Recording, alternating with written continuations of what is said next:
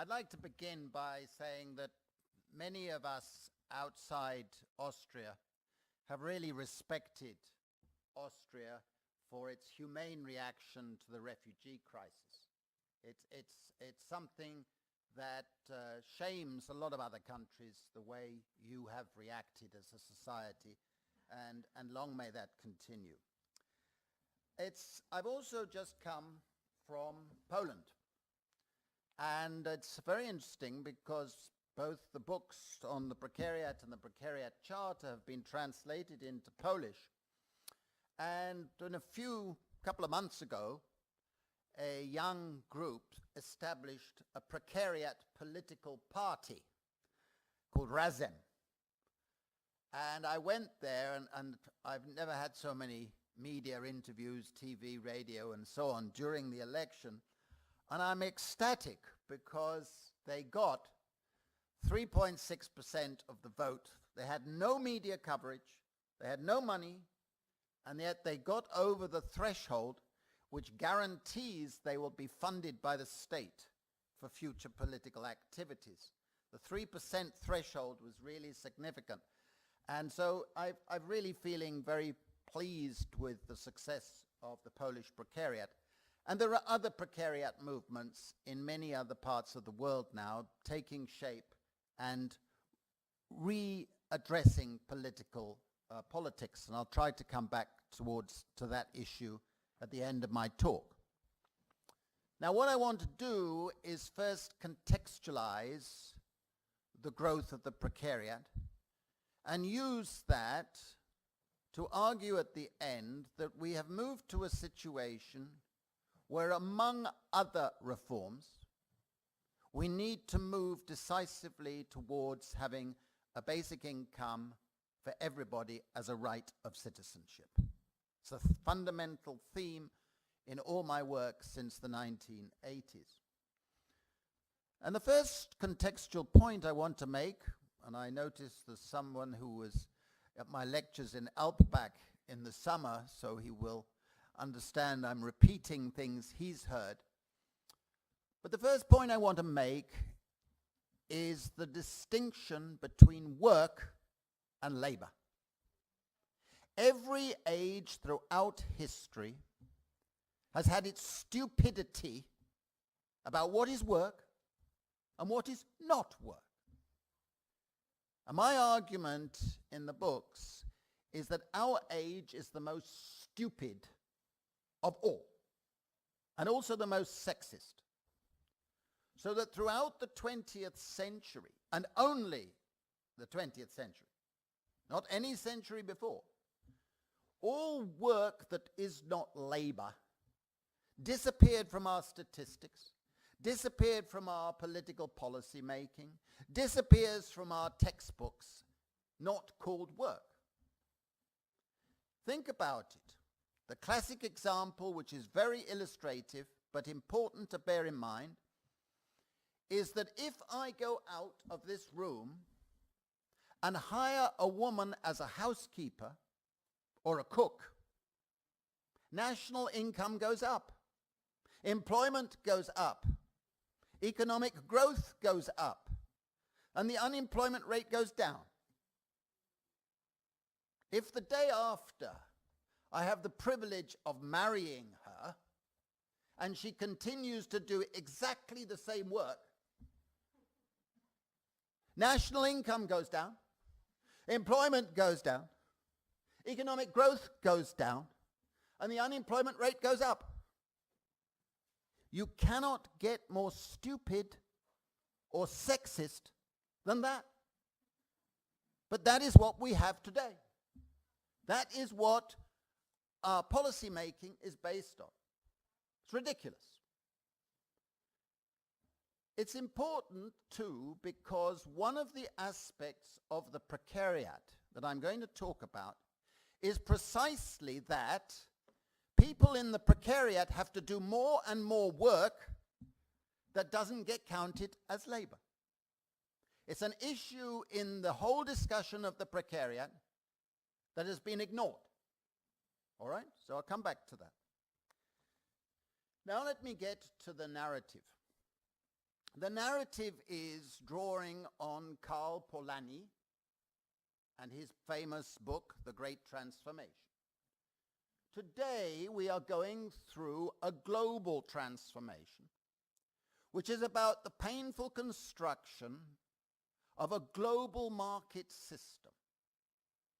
And the first phase of this global transformation started in the 1980s when the Chicago School of Economics and what we now call neoliberals captured economics, captured politics and economic policies, and pursued a strategy of liberalizing all markets, commodifying everything that could be commodified, systematic privatization, and the pursuit of the key word of our times, competitiveness. You cannot be competitive enough. You always must be more competitive than everybody else. It's a sickness that is dominating our times. But underneath that strategy, there was also a systematic attempt to dismantle all the institutions and the mechanisms of social solidarity. All of those institutional means of protecting us against the market that gave us our sense of community and gave us our sense of rights of citizenship outside the market. It's a very systematic part of neoliberalism. Now, among the outcomes of this whole strategy, which I discuss in the books, was the very first fact was that overnight, historically speaking, the world's labor supply quadrupled. That meant that an extra 2 billion people became part of the global labor market. And all of the 2 billion from China, from India, from Indonesia, from Latin America, all of those people were habituated and resigned to accept a standard of living 1/50th of what an Austrian worker would have taken as the norm, or a British worker, or an American worker. Well, you don't have to have a PhD in economics to realize that this is going to put huge downward pressure on our wages, especially as productivity can rise much faster in those countries, so that all the time their labor costs were actually falling, even though their wages began to rise. So we've had a period, the last 30 years, where real wages, on average, in the industrialized rich countries, have stagnated or fallen. And they will not rise in the future, because we have a long way to go before the wages in China and so on rise to the point where ours are falling and they equalize. Okay?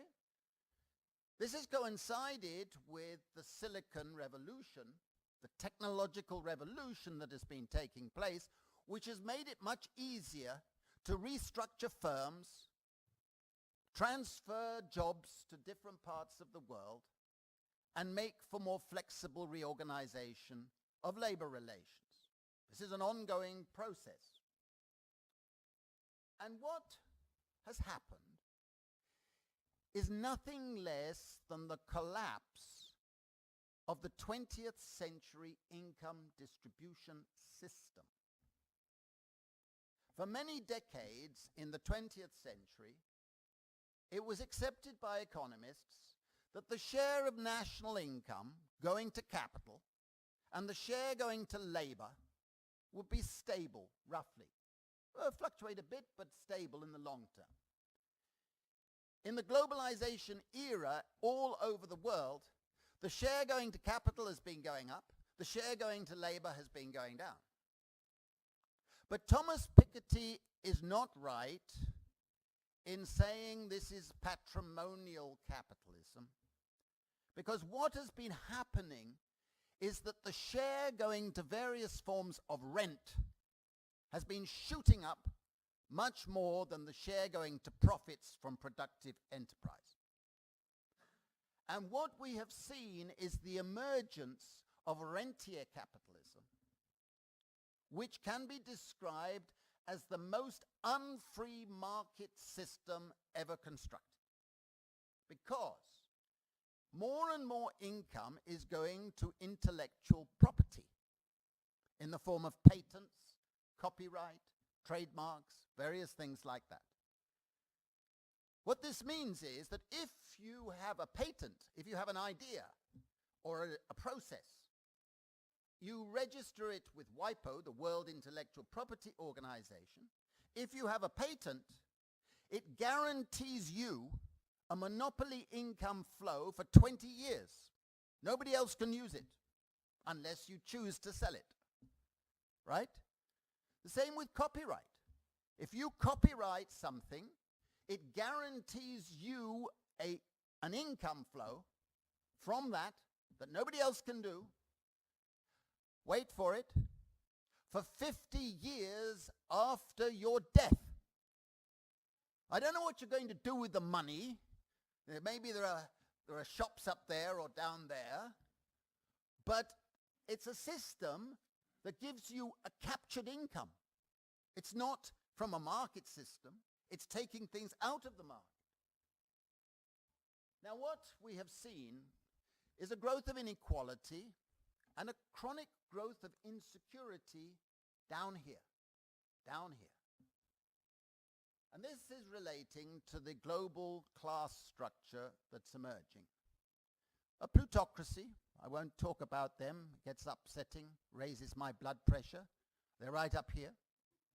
An elite underneath, and underneath them a salariat shrinking, with long-term employment security, with pensions, with paid holiday, with more paid holidays, paid medical leave, paid paternity leave, paid all sorts of things. They're shrinking, but they won't disappear. Alongside them is the gig economy, the professions, I call them, making a lot of money, but they don't have employment security. They don't want that, okay? They make a lot of money. Below them is the old proletariat, for which the welfare states were built, the labor unions were built, collective bargaining, labor law, all those things of the 20th century. Everywhere in the world, the proletariat is shrinking and disappearing.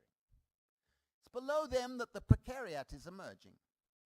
And below the precariat is a lumpen precariat, the people out in the streets who are dying and holding out their hand and hoping we will give them something.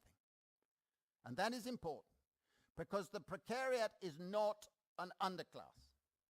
It is wanted by international capital. It is wanted by the state. So how do we define the precariat? Traditionally, people have focused on one dimension. I think that's wrong. You can define the precariat in 3 dimensions. The first dimension is that the precariat has distinctive relations of production. What that means is that they are being habituated to accept a life of unstable labor and unstable living. So we have the proliferation of all these categories of temporaries, casuals, interns, 0-hour contracts, and the new one that's rising very rapidly is crowd labor, online labor, people doing tasks. It's been insufficiently taken into account in analysis, but imagine what is happening, that basically within the next 10 years, 1 in every 3 labor transactions will be done online through computers. It won't be done through employment. You'll be done with tasks That's happening now to millions of people. It's a new phenomenon that is growing phenomenally fast. Now, none of that is the most important part of defining the precariat. It's the all the commentaries in the newspapers and the media on my books, which have now been translated into 15 languages. There are several that are just coming out, including Mandarin. Don't know what they're going to make of it in China. But what's happening is that the commentators are all focusing on this unstable, insecure labor. That's not the most important thing for the people in the precariat. More important is the fact that if you're in the precariat, you have no occupational identity, an occupational narrative to give to your life. I am becoming something. I am something. If you're in the precariat, you can't do that. You don't have a corporate narrative either, because you don't belong to an institution. You're changing them all the time, or in your mind you're expecting to change them. In addition, there's an extraordinary amount of work for labor that you have to do in the precariat that the other classes don't have. You have to retrain. And then you have to retrain again because the last lot of retraining was useless. You have to network. You have to apply to thousands of jobs. I have received literally thousands of emails from people around the world who say how many jobs they've applied to. Think how much time that takes. You think it's not work? You think it's leisure? Of course it's work, right? You have to network. You have to fill in forms. You have to do work for the state. You're constantly having to queue and do things to meet some assessment test. You think that's leisure? It's work, damn it. All of these things lead to what I've called a tertiary time system, where we don't know what is the best use of our time. A little bit of this, a little bit of that, a little bit of this. I'm not sure which. Should I do more of this? Should I do more of that? And this leads to the precariatized mind. You literally lose control of time. And if you're down in the precariat, you're a woman with debts and a small child, you don't know what to do is the best. You can easily lose it, as we say in English. Anybody in the precariat understands that. But the next thing is also important.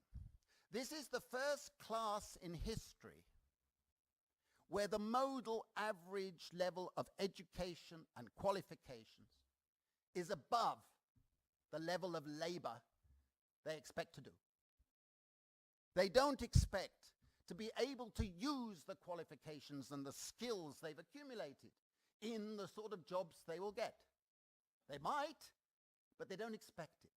That's a very difficult problem to face if you're in the precariat. Now, the second dimension of the definition is that the precariat has distinctive relations of distribution. What that means is that it is actually the only class in our society that has to rely almost entirely on money wages. It doesn't get non-wage benefits. It doesn't get pensions or paid holidays or medical insurance or more paid holidays and trips to nice golf clubs. None of that for the precariat. You have to rely on money wages. Money wages that are falling and that are volatile and uncertain. And consequently, you're facing a situation of chronic uncertainty, economic uncertainty. This, of course, has huge costs. And often, for someone in the precariat, the next feature is so important. Most people in the precariat are living on the edge of unsustainable debt. One mistake, one illness, one accident, they fall out of the system.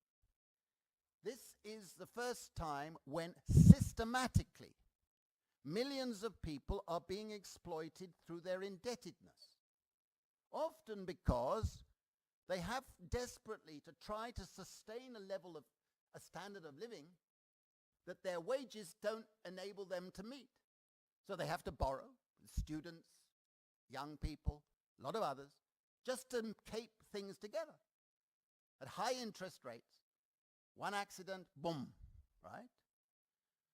In addition, the precariat faces poverty traps. A poverty trap arises when you go from a very low benefit, they're being cut all over the place, into low-wage jobs, they're being cut, right? If you go from a low benefit into a low-wage job in most countries, you lose the benefits and you get a little extra by taking the wage job. In many countries, it's calculated that the poverty trap means that the effective marginal tax in going from benefits into low-wage jobs, casual, is 80% or more. In Germany, in Denmark, it's more than 80%. In Britain, it's 80%. But in addition, people in the precariat face what I call precarity traps. I don't know how that can be translated into German, but the precarity trap arises from the following phenomenon. If you lose a job, do you think you get benefits tomorrow morning? If you do, you haven't been there, because you don't. In many countries, it turns out that people in those circumstances often have to wait not days, not weeks, but months before they get to receive any benefits.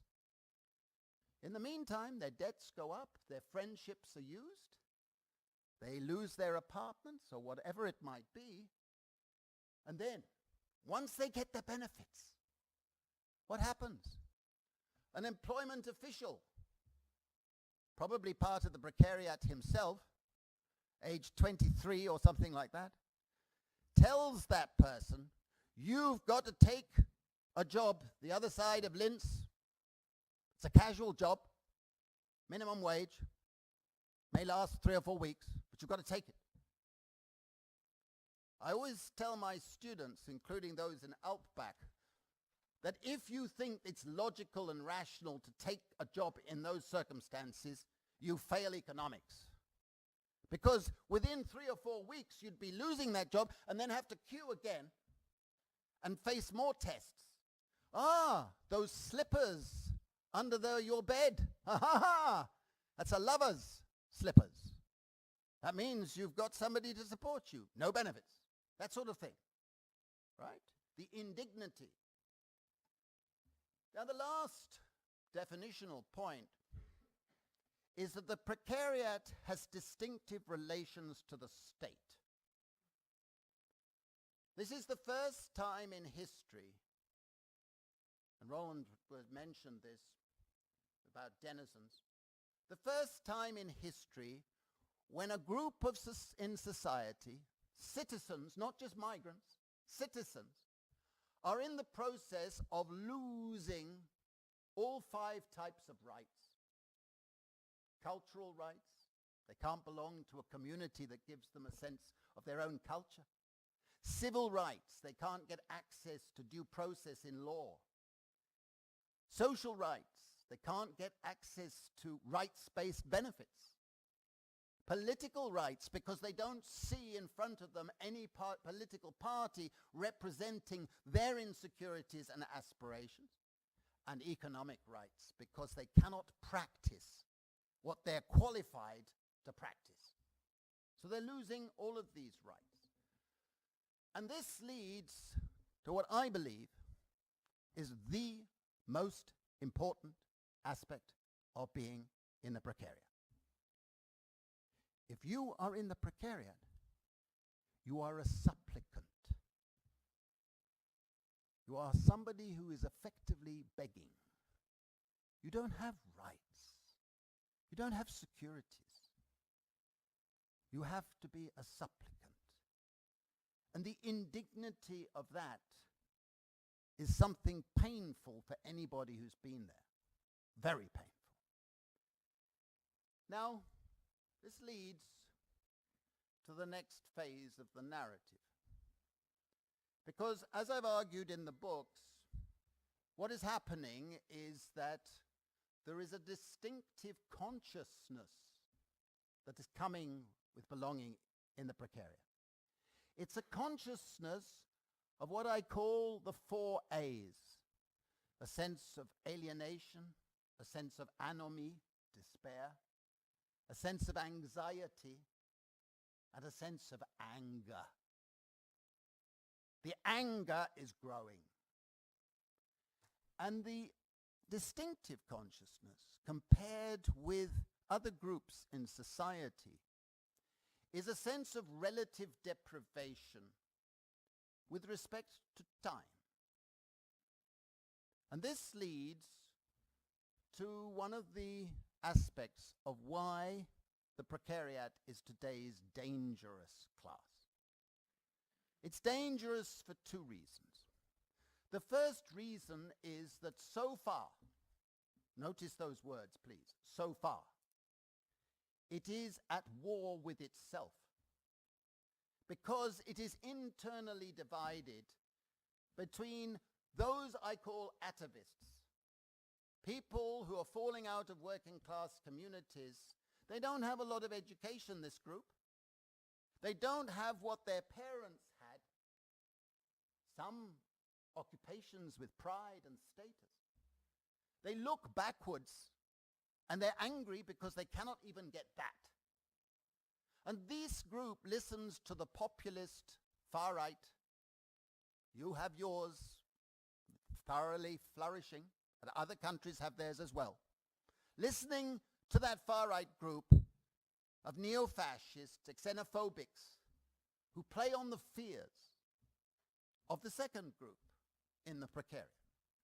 The second group has a sense of relative deprivation because it has no present. It's nostalgic because it wants a sense of home.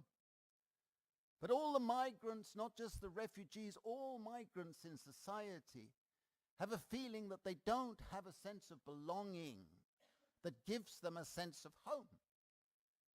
Now, politically, this group keeps its head down, stays out of politics for most of the time, but from every now and then the oppressions and the insecurities become so great that they explode in days of protest, like we saw in Stockholm last year and in other places.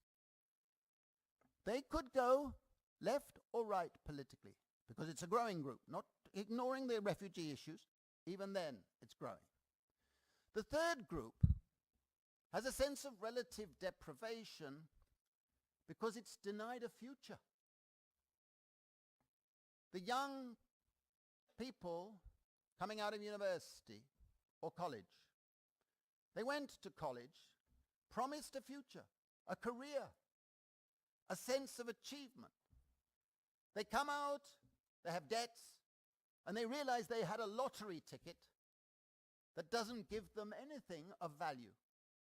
Occasional one will win, but the vast number feel they are not going to. In many countries now, a majority, wait for it, a majority of graduates from university end up in the next 2 or 3 years doing jobs below their level of qualifications.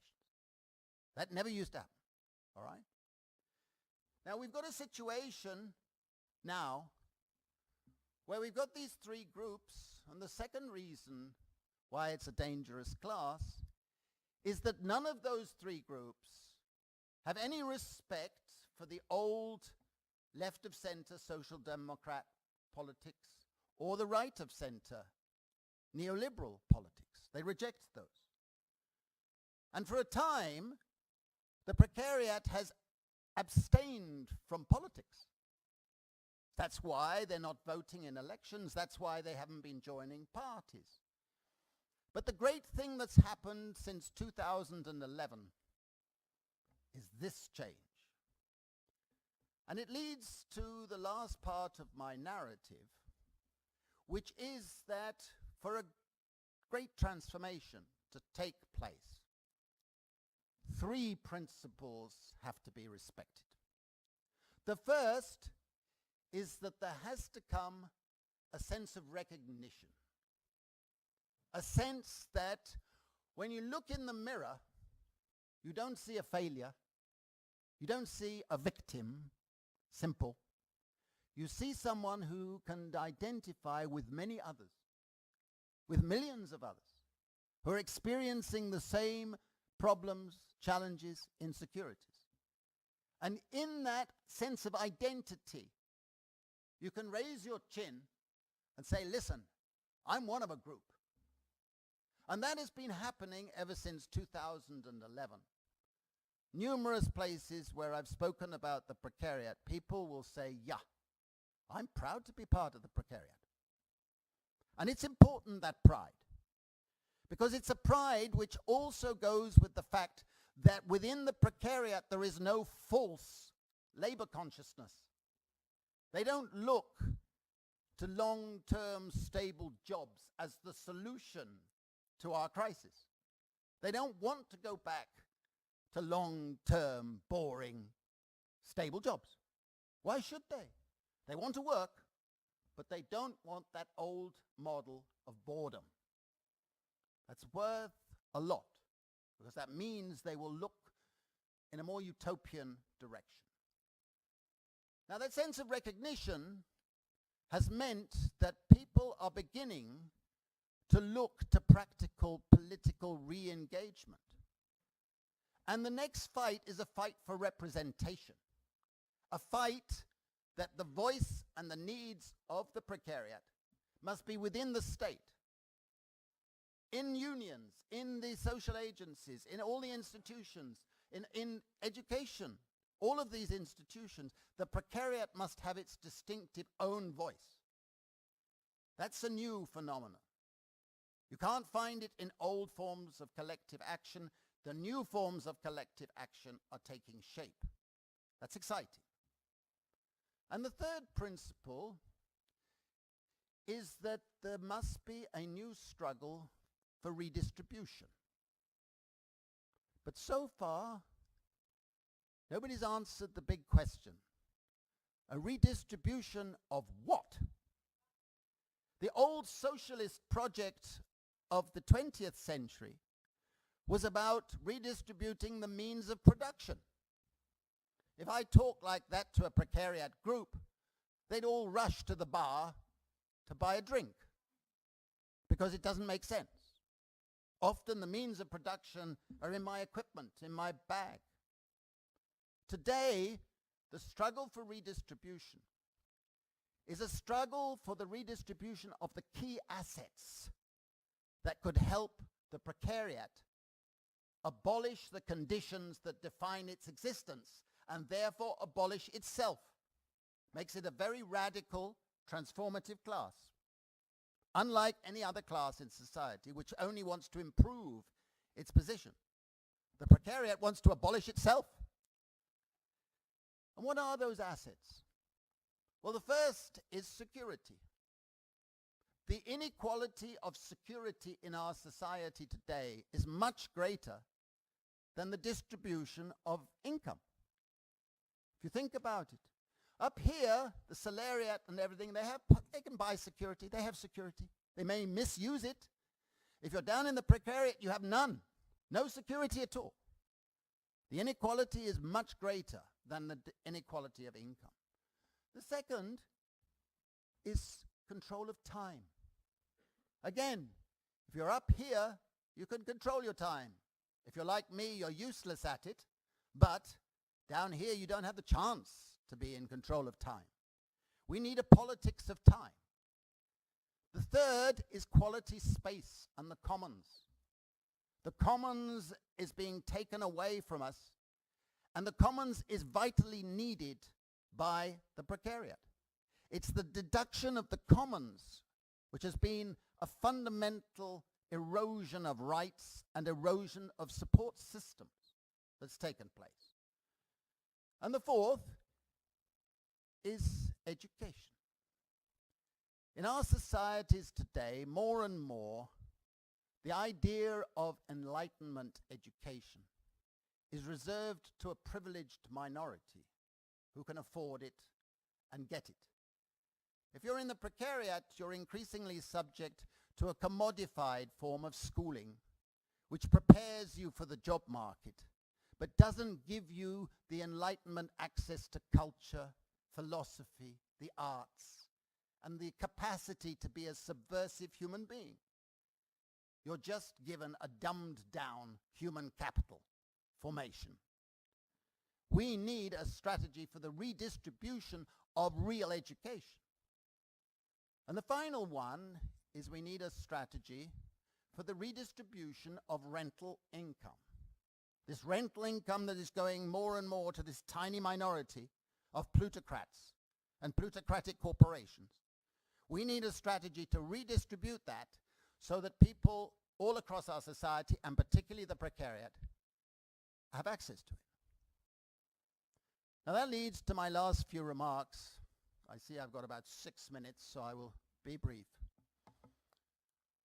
When I first produced this book, The Precariat, I was called up one day, one evening, by a man I thought he was playing a joke on me, because he said, growling voice on the phone, he said, "Very good, brilliant, very good book, very good book." And I thought he was a friend of mine. He said, "It's Noam Chomsky." Okay. So I thought this was a joke. So I said, okay, thank you very much. Yes, thank you very much. Bye, yeah, bye-bye. Put the phone down. Checked next day with him, and he said, yeah, it was me. And I got to talking and thinking about the following issue. Next year, I said, 2015, is the 800th anniversary of the document that defines our democratic constitutions. It's the Magna Carta. It was the first class-based set of demands against the state for the emerging classes, not just the aristocrats, but also the common man and woman. It's the first set of demands. And you can see throughout history successive sets of demands made against the state. And rights always begin as demands. So I said to myself, what if there was to be a Precariat Magna Carta in 2015? What would be in it? And how would it differ from a proletariat charter, had there been one 100 years ago, the 700th anniversary? And that led to this book.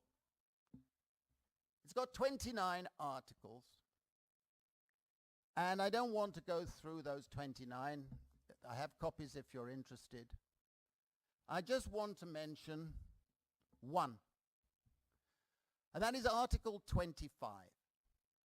Article 25 in the Charter was put there as 25 because I want to emphasize that none of the policies proposed is a panacea by itself. We need a progressive strategy, whether it's through these new political parties or something else. But Article 25 says that it is now essential, not just desirable, to move towards having a basic income for everybody in our society. A basic income is defined as a modest payment in money, unconditional, paid to every individual, every man, every woman, every child, the child through the mother, without conditions except you obey the law, so that it's equal for everybody.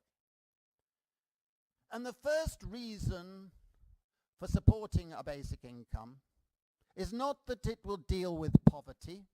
There are many ways of dealing with poverty, but it's a matter of justice.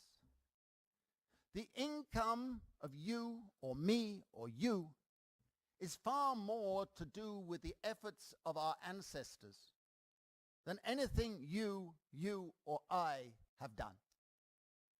But we don't know whose ancestors made the contributions to our wealth and income. So in a sense, you could say that having a modest basic income as a right is like a social dividend from all of their collective efforts in the past, an inheritance. Why can you justify private inherited wealth and not have a system where we all have a modest basic income? Now, there are many other reasons for moving towards a basic income. I claim in the books, and with evidence, that it is the only way that you will provide basic security for the precariat. Means testing, targeting, conditional things do not reach the precariat. Now, the obvious objections are, first and foremost, that it's unaffordable. This is nonsense. In the European Union this year, our wonderfully undemocratic European Central Bank has just provided our bankers with a fantastic basic income. It's called quantitative easing. 1,000 trillion euro have been given to the bankers at zero interest. Fantastic. Fantastic. They can do what they like with the money.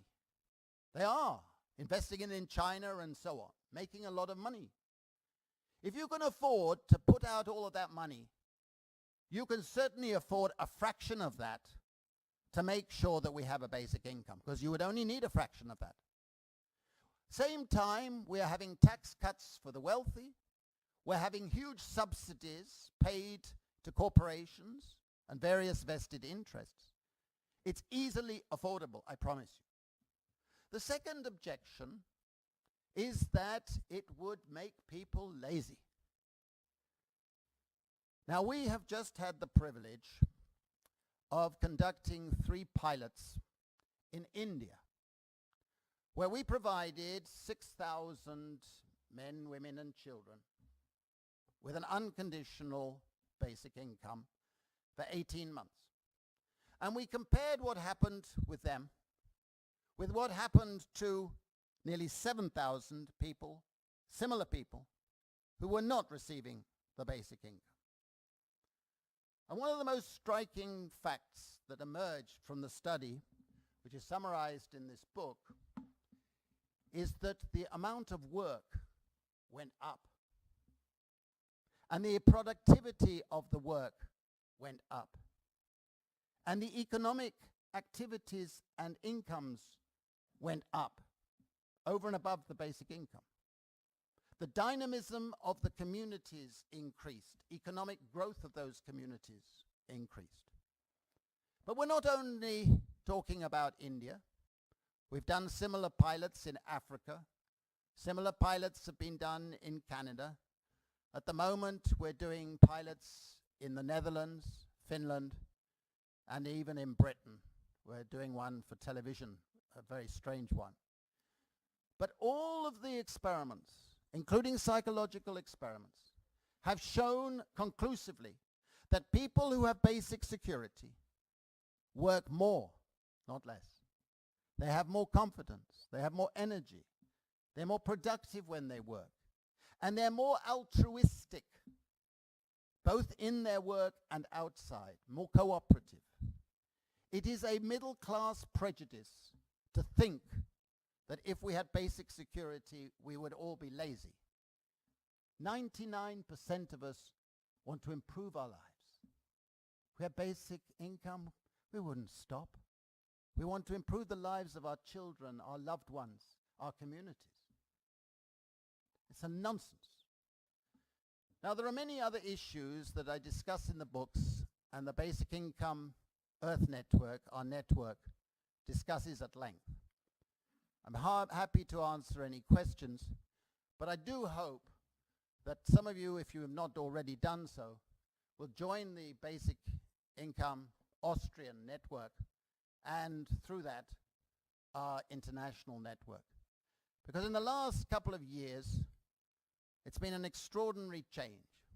We started it in the 1980s, and for a long time, when I was writing about the Precariat in the 1980s and 1990s in the ILO and talking about basic income, people there said, "You're mad, you're stupid." But suddenly in the last 3 or 4 years, there's something happening. Thousands of people around the world have been joining basic income networks. And a huge number of prominent people are now coming out in favor or wanting to find a way of doing so. It's something, I think, the time is coming in which we have to change course. But it isn't a panacea. It is part of a redistributive strategy and must be combined with other things to strengthen our sense of collective freedom. It is a new political, progressive politics that's emerging, and if the old parties of the left do not embrace it, then they will be displaced altogether by these new movements that are growing around us. I think this is a very exciting time, despite all the problems that we're seeing at the moment. Thank you very much.